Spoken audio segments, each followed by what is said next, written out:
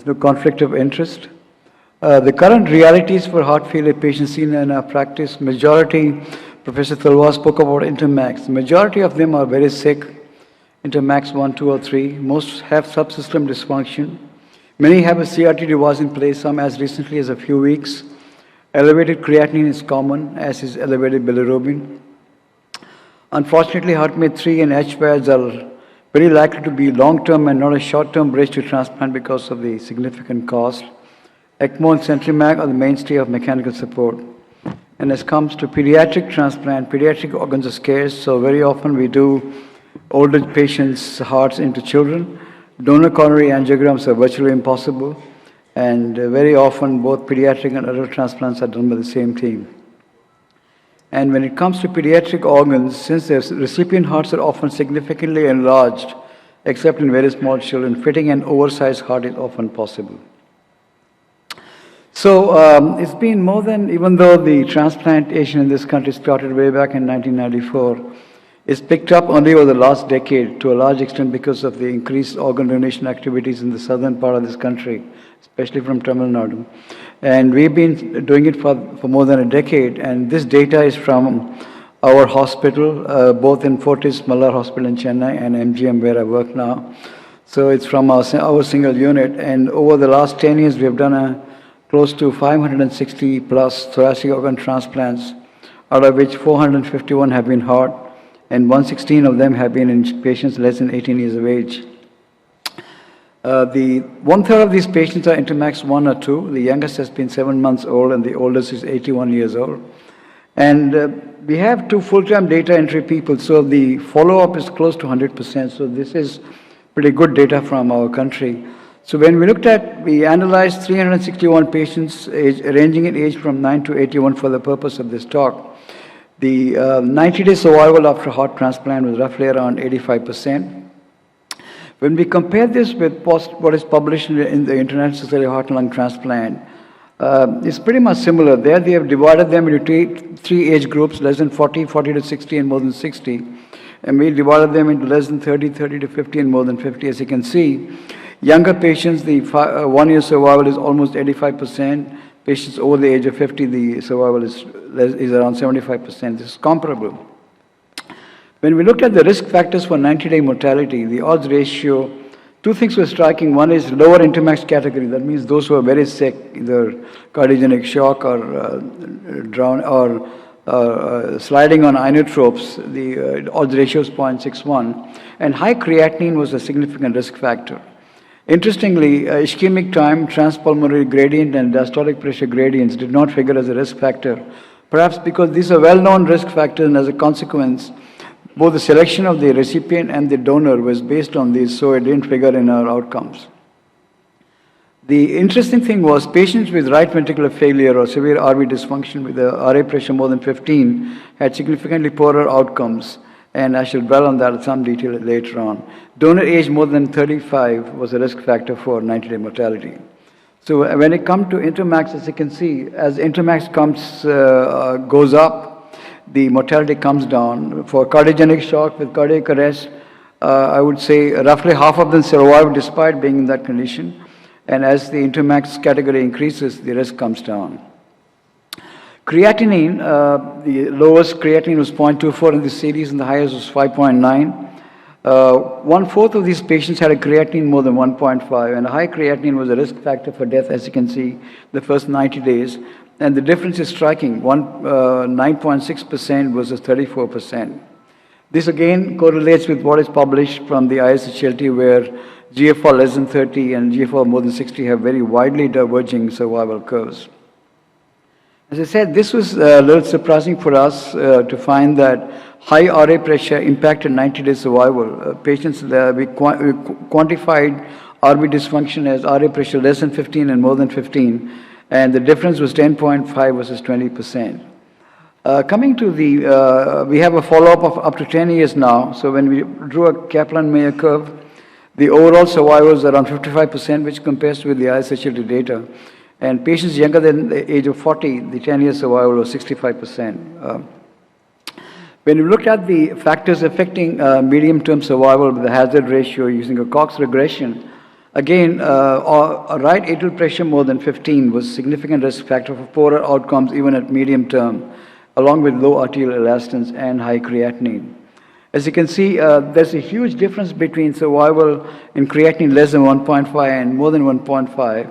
And the effect is not just early mortality, the curves continue to diverge the longer you follow up. And this seems to have an effect depending on the age. Older patients tended to more poorly, and younger patients with high creatinine, the survival is better.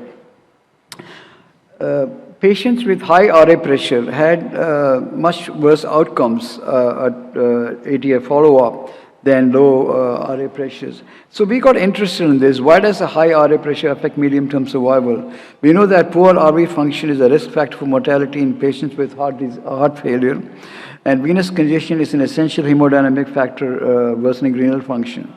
So since these patients are not candidates for a heart LVAD implantation, they are necessarily referred for a transplant. So it was surprising that patients with severe RV dysfunction may not do well even after a transplant under some conditions.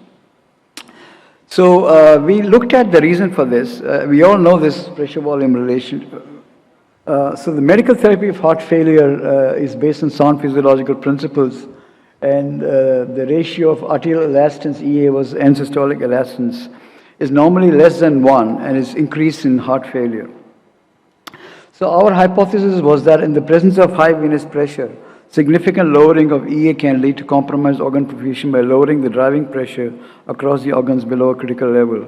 And patients with very high RA pressure and profound RV dysfunction may have a poor prognosis in spite of a heart transplant if the EA was low. We chose EA rather than vascular resistance because arterial elastance captures both the resistive and pulsatile load.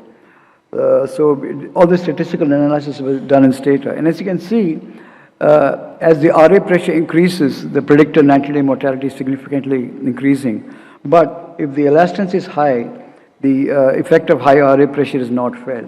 And there is a difference between RA pressure less than 15 and EA more than 2.7 versus a high RA pressure and low elastance. Very striking difference. And this difference was felt even at 8-year follow-up. Patients with low arterial elastance and high RA pressure continue to have divergent graphs with a poorer outcomes long-term as well. And what is the reason for this? As the RA pressure increases and the elastance comes down, the organ perfusion pressure comes down, and this has an impact on creatinine and MELD score and all other parameters. So the end organ perfusion is significantly affected under these circumstances, and that is the reason why these patients do poorly. Since the arterial elastance is measured by stroke volume, so we looked at body surface area versus elastance, and as you can see, as the body surface area increases, the elastance comes down. So the reason why organ perfusion pressure index has an effect on mortality is in patients with higher body surface area, you need a higher blood pressure, especially if the RA pressure is high, in order to maintain organ perfusion. Very clearly brought out where with lower body surface area, the difference is not much. And so we got interested in this, and we did a study with the Department of Engineering Design and the Indian Institute of Technology in Madras, where we created a cardiovascular model and looked at pressure volume loops of normal and dysfunctional right and left ventricles. As you can see, as compared to a normal heart, the moment you introduce ventricular dysfunction, by decreasing the ejection fraction by 20%, the EA increases by 50% and EA by EA's ratio increases by 5 times.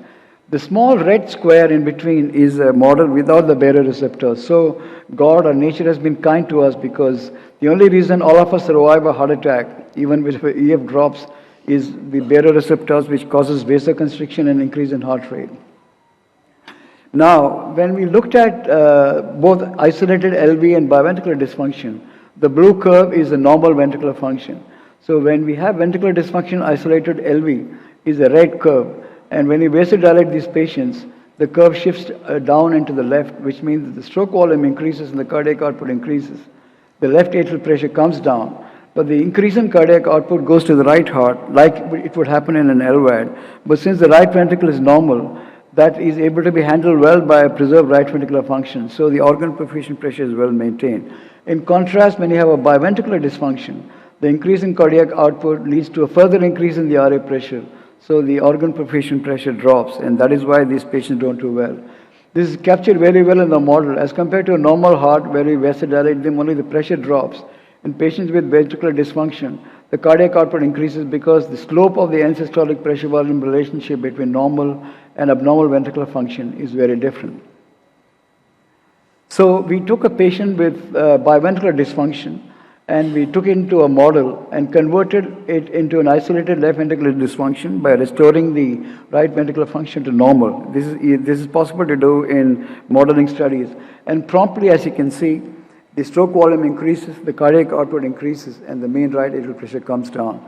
So patients with biventricular dysfunction are sicker with lower cardiac output, lower stroke volume, and lower organ perfusion pressure. And this is reflected in our real patient data, which is identical to the study. And when you looked at patients with increased RA pressure stratified by low and high EA, you find that vasodilatation increases the cardiac output, increases stroke volume, and compromised by lower organ perfusion pressure. Can I get a few more minutes? I lost time because of anyway. Having established the high RA pressure risk factor for transplant outcomes if the EA is low, next question is, what are the factors in the presence of LV dysfunction which cause biventricular dysfunction? And here you can see the pulmonary vascular resistance in the presence of poor LV function does not impact a high right RA pressure, but pulmonary artery compliance and pulmonary artery elastance dramatically increase the RA pressure in the presence of LV dysfunction. And this is shown in our own data, where this is a scatter plot where you can see that PVR doesn't have as much of an effect on increasing the RA pressure as pulmonary elastance and low pulmonary artery compliance. And this is also seen in the ROC plot, as you can see here. So this is now a lot of recent studies which have looked at pulmonary artery effective elastance as a measure of RV afterload and prognostic value in pulmonary hypertension in left heart disease. And this is actually quite easy to measure as the ratio of pulmonary to systemic elastance. And as you can see, this has an effect even on 5-year survival. I'll go through this, I'm sorry. So finally, there's a lot of interest on the use of PAPI, or pulmonary artery pulsatility index. It was first introduced to predict right ventricular failure and myocardial infarction. And now it's used extensively in heart failure studies as well as heart transplant outcomes. And we have now shown that pulmonary artery pulse pressure increases as a consequence of stiffness of the pulmonary arteries, and the effect of PAPI on heart failure depends upon the pulmonary vascular resistance. If the LV function is normal and the pulmonary vascular resistance is normal, the RA pressure is normal. This is like a Fontan circulation. All other conditions, RA pressure increases. So the effect of PAPI in heart failure is essentially because of venous hypertension. Finally, coming to pediatric transplants, the survival is in fact better than adults. Donor age less than 25 and more than 25 is a risk factor for poorer outcomes. And donor weight, extremes of donor weight less than 1 to more than 4 times the recipient weight is a risk factor for poorer outcomes. And in conclusion, excellent 10-year survivals are possible after heart transplant, even in a resource-constrained country like ours. Patients need to be referred in better functional class with preserved end organ function to achieve optimal results. Organ perfusion pressure index to body surface area less than 40 seems to be important across all body sizes. We need a protocol for combined heart and kidney allocation for patients with associated medical renal disease. And patients with higher body surface area with right heart failure need a higher mean pressure to ensure adequate organ perfusion while on vasodilator therapy. And as a final example, if you have, in our series, we showed that with a creatinine of less than 1.5 and RA pressure less than 15, 75% of these patients are alive at 10 years. So early referral without end organ damage is the key to getting excellent long-term results, even in a country like India. Thank you very much.